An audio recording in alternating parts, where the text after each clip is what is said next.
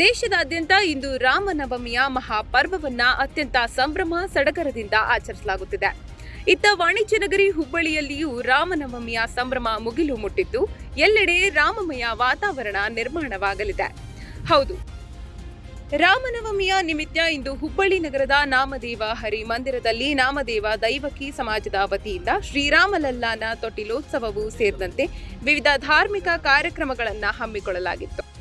ವಿಶೇಷವಾಗಿ ಭಜನೆ ಕಾರ್ಯಕ್ರಮವೂ ಸೇರಿ ಹೋಮ ಹವನ ಪೂಜಾ ಕಾರ್ಯಕ್ರಮಗಳು ಅಪಾರ ಸದ್ಭಕ್ತರ ಸಮ್ಮುಖದಲ್ಲಿ ಅತ್ಯಂತ ವೈಭವಪೂರಿತವಾಗಿ ನೆರವೇರಿಸಲಾಯಿತು. ಈ ವೇಳೆ ನೆರೆದಿದ್ದ ಭಕ್ತರು ರಾಮನಾಮ ಜಪದಲ್ಲಿ ಲೀನರಾಗುವ ಮೂಲಕ ಭಕ್ತಿಯನ್ನ ಮೆರೆದರು. ಈ ಎಲ್ಲ ಕಾರಣಗಳಿಂದಾಗಿ ಇಡೀ ವಾತಾವರಣವೇ ರಾಮಮಯವಾಗಿ ಮಾರ್ಪಟ್ಟಿತ್ತು.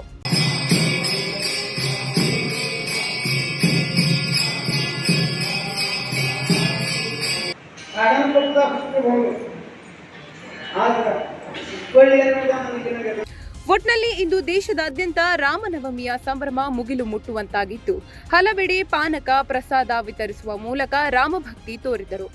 ಅಲ್ಲದೆ ರಾಮನ ಆದರ್ಶಗಳನ್ನ ಮೈಗೂಡಿಸಿಕೊಳ್ಳುವ ಮೂಲಕ ರಾಮರಾಜ್ಯದ ಕನಸು ಸಾಕಾರಗೊಳ್ಳುವಂತೆ ಪ್ರಾರ್ಥಿಸಲಾಯಿತು. 9 ಲೈವ್ ನ್ಯೂಸ್ ಹುಬ್ಬಳ್ಳಿ.